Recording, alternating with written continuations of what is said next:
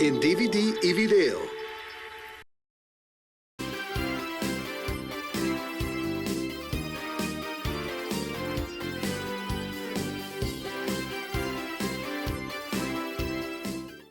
Hello everybody, welcome back to Northwestern Central Railroad. Hope y'all doing good today. Now, we got actually kind of a fun episode here because today we are looking at the quite big, or at least the biggest engine my collection, which is actually really nicely proportioned for a semi-scale model. This is the Lion-O 3-rail O-gauge Lion Master AC-12 cab forward from I think like 2009 or 10. I could be mistaken. So real quick, what is the Lion Master product line? Now, the Lion Master product line is a product line that just been starting to get some recognition and being reintroduced as Lion Chief products with Bluetooth. So they are straight up. So the Lion Master product line is a line of semi-scale products and engines that are designed to be more cost savings on the budget, but also having the exact same sound effects as the legacy engines, as well as the latest TMCC engines that were featured. And they're not scaled. They are closer to traditional O-gauge style of scaling, as if, let's say, this Bangor boxcar from K-Line. Look at the size difference from them. Yeah, it's kind of small when we're comparing it to a full-size 148 scale boxcar. Yeah, it's a little small. As you can see, it's a little bit smaller than a regular scale, which is fine. It's not the end of the world, but it is definitely really nice for some modelists and enthusiasts who want to collect these big scale trains, but don't necessarily have the largest layout or curve radii to support them. And so that's why the Lion Master product line has been created. And most of the engines on the line can go up to, I believe, 048 or 036 minimum curves, depending on the engine. And even like that, like they have a Lion Master big boy they put out that can do 054, which is amazing because that thing can only do 072. But yeah, there's compressed semi-scale models that are traditional O-gauge scale to look good with traditional O-gauge rolling stock. And this engine is no different. A better way of thinking of this is just straight up a post-war steam engine, but has more detail and larger with command control. And yeah, this engine is very nice. And one of the reasons why there's articulated steam engines in the Lion Master line is so heavy, is because on the bottom of the engine, a way to get the minimum curve down is that for an articulated steam engine, both trucks pivot and articulate instead of being just one, that being stagnant. And so with this, you could be able to get the accomplishment of having tighter curves as well as more maneuverability in tighter spaces, so then you could be able to run this engine in any environment as you like. And also another reason is just because of, price. You want to get this thing cheaper. And let's compare it to a full-scale model of a Lion-O JLC H7 from, I think it was like 2014, 2015. I may be wrong though. Yeah, I'm wrong. But anyways, you can see the size difference with this engine. It is quite large. And from the top of the engine to the top of the AC-12, you can see there's quite a bit of difference here in height. And this engine is another reason why it's better to get more semi-scale stuff if you don't want to be running this big stuff. And also with the articulation point on here, since both trucks on the AC-12 are articulated to get more curve radii for shorter, the H7 does have only one articulation, and that it being the lead drive wheel, just so give it more detail here and more realism. And so with that, it's going to be increasing the curve radius to 072. You get away with a little bit under because the tightest curve on my layout on the outer loop is 068. 060 or 60, I may be wrong though. But yeah, so it's a lot better to get Lion Master engines if you don't want to be having the large budget of buying massive track. So this is a very nice steam engine, and it is loaded with features. And some people think, oh, it's not scale, so it's not going to have the same amount of features as a real scale engine. And you're just wrong, because the way I'll back it up is you can compare sound sets from a JLC GG1 to an AC line to this model here, it being Line Master. There's no difference. The only difference is just size. That's literally it wise. Because in terms of sound sets here, it's featured with all the latest technology at the time, so it does not have. So comparing to like a legacy engine, you're not going to get a fair fight here. So this has Rail Sounds 5, Command Control, road name, road number specific dialogue, as well as some extra command control features that only were featured on a few regular models, or I believe one, and then maybe some of the Line Master ones that were only featured on JLC models. So there are some little extra special features here and there with these engines to increase more attraction to them, to get more money flowing, but yeah. This is a very, very nice engine. Coming in detail-wise at the front here, we got some very nice detail on the front of the cab. I'm trying to get the camera straight. On the front of the cab here, we got some good marker lights here, plaque right here, as well as light number boards. Yeah, the marker lights. You got a scale coupler down here, but you can't swap out for a dummy O-gauge coupler if you wanted to lash up with another one. And since it being a cab forward, we're also looking at the front of the engine. They ain't looking at the back. So all the cab features, so it's just a regular AC, or like an AC9, but the real front of the engine is in the back by the tender. I don't know why they designed it that way, but that's just me. There might be some reason behind it. But we get to see a really good look at the lighted interior with the crew figures inside of there.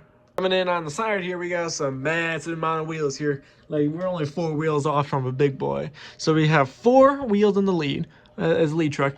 2 sets of 8 drive wheels, and then 2 wheels on the trailing truck. So this is a 4882, while the big boys are 4884. So yeah, mic drop on that. So this thing is massively big, as well as even being for a Line Master, because that's about the size of my forearm, which is saying something.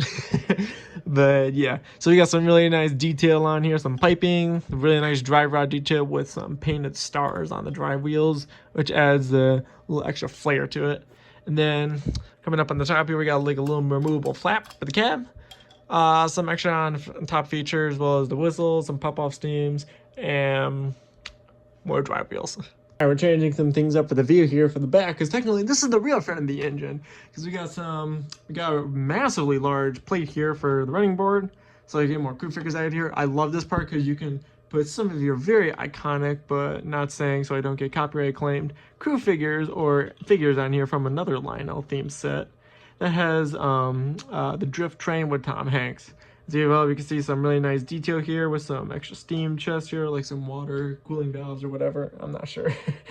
As well as having a really nice plaque that's been labeled in there, as well as the tether right here for the wireless tether for the drawbar that connects to the tender. Now here's the tender. So this is a very, very small model as well.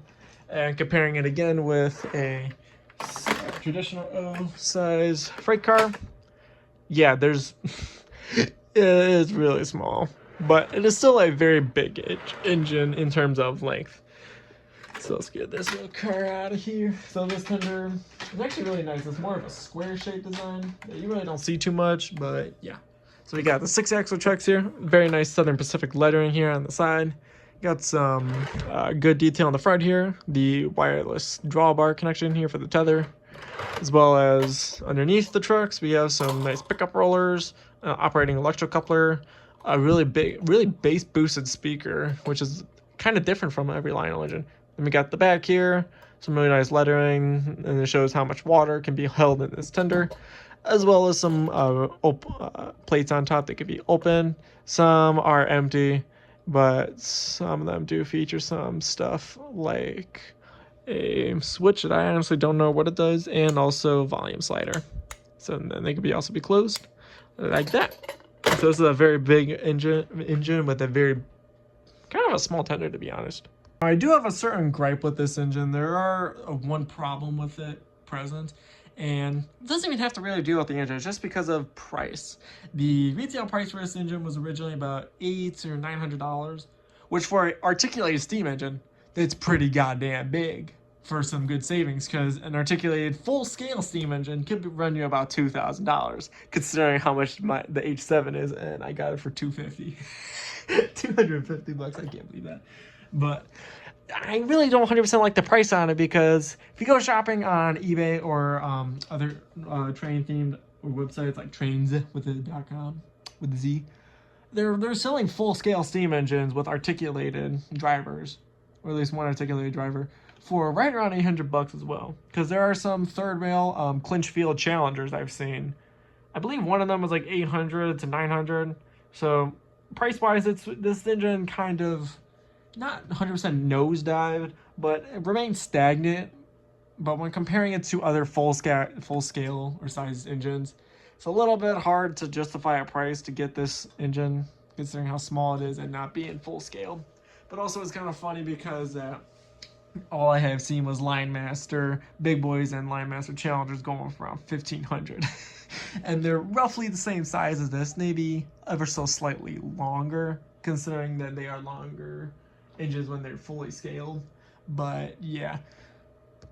So let's get to running this engine. With its features being present here, we are getting the highest command control technology here with Rail Sounds 5, road name, road number specific dialogue, Dynachuff, fan driven smoke unit, electro coupler, all that fancy stuff. And we will get started with the sound set starting up right now. There it goes. Okay. There's a little sneak peek of the whistle. Here's the whistle.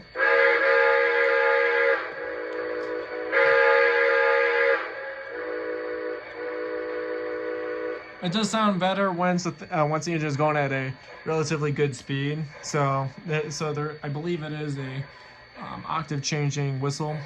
So yeah, here is the sound of water being added to the tender. You see some smoke coming out right now. I don't know if it's coming off on camera though. Here's a blowdown sound. I keep forgetting that. Here's a horn. So I was just so used to number 6 on the command rope being a blowdown sound. I keep forgetting that this engine has a horn with it. So you get some extra more features on this engine than standard products. So there's another reason why you should buy this. Here's a bell. It's just a normal bell. Here's the road name and road number specific crew talk. Dispatch, 4276 here. Are we clear? Over. 4276, you may depart. Over. Thanks, dispatch. 4276 here. Clear to depart. Out. And here is the road name and road number specific tower comm. It takes a sec for it to get kicked in. 4276, you are good to go. Over. Thanks, dispatch. 4276 here. Clear to depart. Out. Alright, so for this run session of this engine, we're going to do a thing a little weird. Now, I am pulling a full-scale fleet behind it, except with the exception having a Rail King MTH Rail King auto rack on the set. Now, this engine looks a whole lot better with the traditional O-gauge style of cars. It having like the 64 boxcar series, those post-war freight cars, and even K-line stuff. It looks good with that. But with this engine, it's just okay with it. It looks a little weird with scale cars. I don't want to bring out all my O-gauge freight cars just to do this running session, so I will be running just the full scale that I have already set up on the layout. So let's roll her out.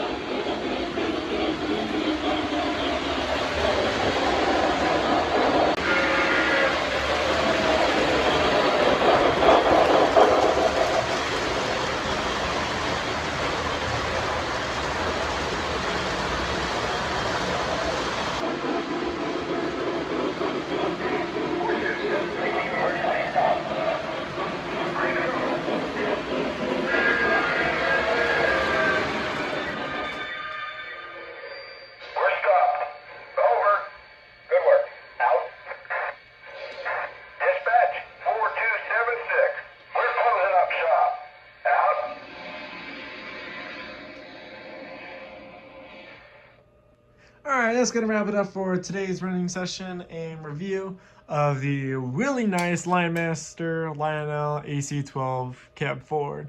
Now, if you want to get this engine, it's a little bit harder to find in the Linemaster product line, considering, but you can find it for an okay price, somewhere in the range of $800 to $900. Now, this is still a lot of money, but yeah, I don't really like it that much, but that is just me, so that is just my opinion on this. Thank y'all so much for watching. Like, comment, subscribe, hit the bell icon, share, follow if you want, and yeah, that's going to be it for today. This is the Northwestern Central Railroad signing off. Stay tuned for the next episode of the Century Series.